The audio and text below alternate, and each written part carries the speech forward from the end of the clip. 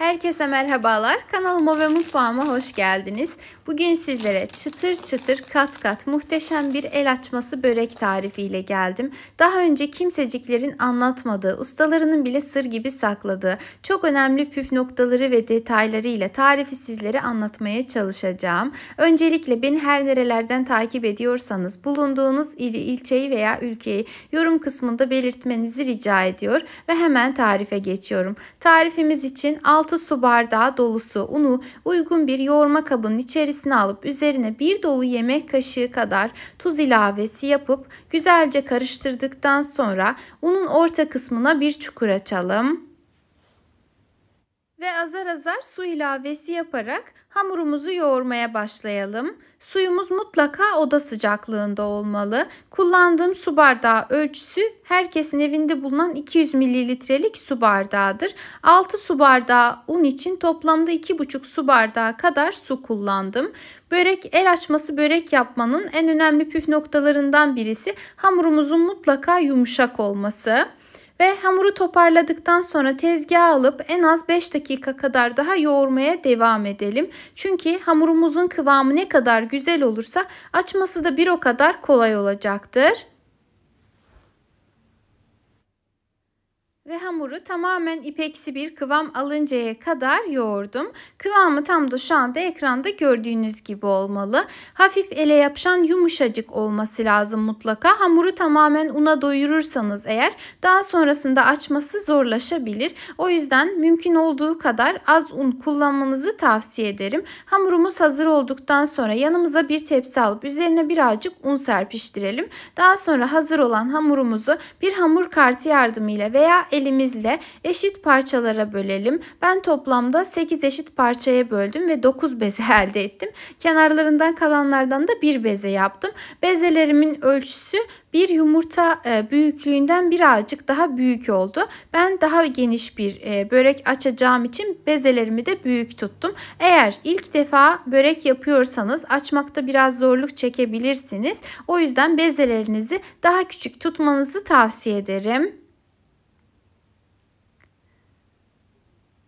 Aşamaların hiçbirisinde başta da söylediğim gibi çok fazla un kullanmayalım ki hamurumuz çok fazla una doymasın. Şimdi bezelerimiz artık hazır oldu. Onu bir kenara alalım. Geçelim yağımızı hazırlamaya. Bunun için 2 dolu dolu yemek kaşığı tereyağını erittikten sonra üzerine 1 çay bardağı kadar sıvı yağ ilave edelim. Yağımız oda sıcaklığında olmalı. Mutlaka kaynar olmamasına dikkat etmelisiniz. Hazır olan yağı bir kenara alalım ve geçelim bezelerimizi tek tek açmaya. Ortalama bir tatlı tabağı büyüklüğünde açmanız yeterli olacaktır.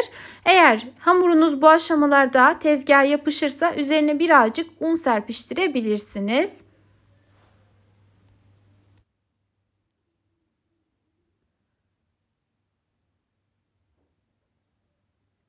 Hamurun tamamını açıp hazırladıktan sonra bir borcam veya derince bir tepsi alıp içerisine 1-2 yemek kaşığı kadar yağ ilavesi yapalım ve daha sonra açmış olduğumuz hamurlardan bir tanesini içerisine yerleştirip üzerini tekrardan yağlayalım ve bu şekilde hamurumuz bitinceye kadar devam edelim. Aralarına mutlaka bolca yağ sürelim ki hamurlarımız birbirine yapışmasın. Özellikle bu çok sorulan sorulardan bir tanesi. Hamurları üst üste koydum ve birbirlerine yapıştı. Eğer çok fazla bekletirseniz yapışma olabilir ve aralarına yağ dikkatli bir şekilde sürmezseniz yapışma olabilir. Aksi takdirde ben hiç hamurların birbirine yapıştığını görmedim açıkçası. Şöyle üzerlerine geriye kalan yağın da tamamını ekledim ki her tarafı güzelce yağlanmış olsun. Şimdi bir poşet veya streçle hamurumuzun üzerini güzelce kapatalım. Hava almayacak şekilde kapatmanızı tavsiye ederim ve bu şekilde en az yarım saat kadar dinlendirelim. Az önce de söylediğim gibi kesinlikle çok daha uzun süre bekletmiyoruz. Aksi takdirde hamurlarımız yapışabilir. Şimdi geçelim iç harcımızı hazırlamaya. Bunun için 500 gram orta yağlı kıymayı uygun bir tavanın veya tencerenin içerisine alıp sürekli karıştırarak orta ateşte kavuralım. Kıymamız orta yağlı olduğu için ve hamurumuz da yağlı olacağı için üzerine ekstradan yağ ekleme yapmadım. Eğer gerekli olursa 1-2 yemek kaşığı kadar eklenebilir. Kıymayı yeteri kadar kavurduktan sonra üzerine 1 adet yemeklik doğramış olduğumuz kuru soğanı ekleyelim ve soğanların diriliğini çabuk kaybetmesi için 1 çay kaşığı kadar da tuz ilavesi yapıp güzelce karıştıralım. Daha sonra tenceremizin kapağını kapatıp o kısık ateşte 5-6 dakika kadar pişmesini bekleyelim.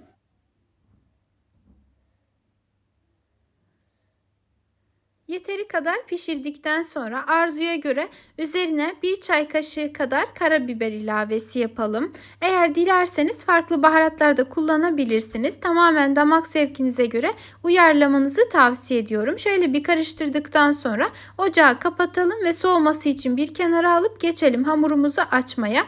Bunun için öncelikle tezgahımıza 1 yemek kaşığı kadar yağ ekleyip daha sonra hamurlarımızdan bir tanesini tezgaha alıp elimizle açmaya başlayalım. Eğer hamura yeteri kadar ince davranırsanız, özellikle de tırnaklarınızı geçirmemeye çalışırsanız kesinlikle yırtılmada yaşamazsınız. Videoda gördüğünüz şekilde hamurun öncelikle alt kısmından tutup çekiştirmenizi özellikle tavsiye ediyorum. Bu arada hamuru yoğururken söylemeyi unuttum. Bana çokça sorulan sorulardan bir tanesi kullanmış olduğum un markası. Öncelikle şunu belirtmek istiyorum. Eğer diğer kurallara uyarsanız, yani önemli püf noktalarına dikkat ederseniz kesinlikle un markasının bir önemi yok. Yine de eğer isterseniz ben açıklama kısmında kendi kullanmış olduğum un markalarını belirteceğim. Dilerseniz oradan görüntüleyebilirsiniz. Bu arada markanın da çok bir önemi olmayacaktır. Eğer kullandığınız un lüks marka, baklavalık, böreklik, kolay açılan unsa işiniz bir tık daha kolaylaşacaktır tabii ki de. İsterseniz o şekilde bir un kullanabilirsiniz ama dediğim gibi püf noktaları çok daha önemli. O şekilde un kullanıp yine de açamayabilirsiniz eğer püf noktalarına dikkat etmezseniz. Özellikle şunu da söylemeden geçmek istemiyorum. Birkaç kez hamur açtıktan sonra oklavayla açmaktan çok daha kolay ve güzel olduğunu kendiniz de göreceksiniz. Hamur zaten kendiliğinden açılacaktır ve bu da size zevk verecektir. En azından hamurla uğraşmayı seviyorsanız kesinlikle zevk alacağınız bir iş. O yüzden eğer daha önce hiç denemediyseniz mutlaka denemenizi tavsiye ediyorum. Aklınızda iyice kalabilmesi için çok önemli püf noktaları tekrardan sıralamak istiyorum. Birincisi, hamurumuzun kıvamı yumuşak ve de hafif ele yapışır olmalı. İkincisi, ipeksi bir kıvam alıncaya kadar yoğurmuş olmalıyız. Üçüncüsü, oda sıcaklığındaki yağın içerisinde 30-45 dakika kadar dinlendirmeliyiz. Dördüncüsü ve en önemlisi de hamuru açarken olabildiği kadar nazik davranmalıyız. Ne kadar ince davranırsanız hamurunuz da bir o kadar kolay ve güzel açılacaktır. Şöyle gördüğünüz gibi gerçekten kolayca ve çok güzel bir şekilde açılıyor. Hatta masam bir tık daha büyük olsaydı daha da açabilecektim. Şimdi açmış olduğum hamurun baş kısmını içe doğru katlıyorum. Kenarında kalan kalın kısımları ise elimle çekip çıkartıyorum. Bu aşamada hamurunuzun yırtılmasından kesinlikle korkmayın. Nazikçe çekerseniz kenarının tamamı elinizde gelecektir. Şöyle hafifçe yırtıp çıkarttım. Şimdi hamurun katlamış olduğumuz kısmına iç harcımızdan yerleştirelim. Bu arada illaki bir kıymalı iç harcı yapmak zorunda değilsiniz. Farklı sevdiğiniz iç harçlarıyla da deneyebilirsiniz. Hamurun kenarlarını da içe doğru getirelim. Şöyle yavaşça. Ve hamurumuzu rulo haline getirelim. Bu aşamalarda çokça sıkmayın. Yavaşça nazik davranırsanız güzel olur. Sıkmanıza zaten hiç gerek yok. Çekiştire çekiştire açılacak bir börek değil. Hamurumuz olabildiğince ince. Eğer ince açamıyorsanız tabii ki de hamurunuzu çekiştirebilirsiniz ama ben gerek duymuyorum. Çünkü gördüğünüz gibi hamurumuz baklava hamurundan bile incecik oldu. Böreğimiz de bir o kadar güzel olacak.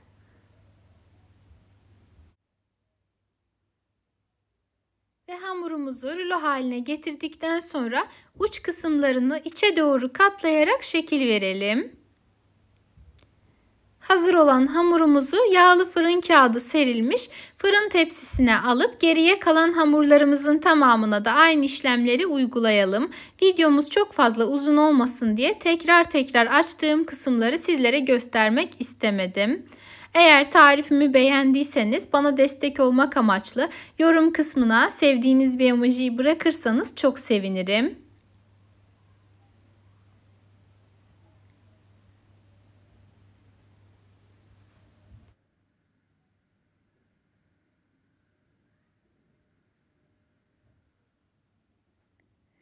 Ve anlatmaya gerek yok. Görüyorsunuz, demek istediğim sahnelerden bir tanesi daha. Hamurun güzelliği deyip susuyorum. Gerçekten muhteşem bir hamur. Elimle sıktıkça sıkmak istedim. Patlamasından korktuğum için bir şey yapamadım.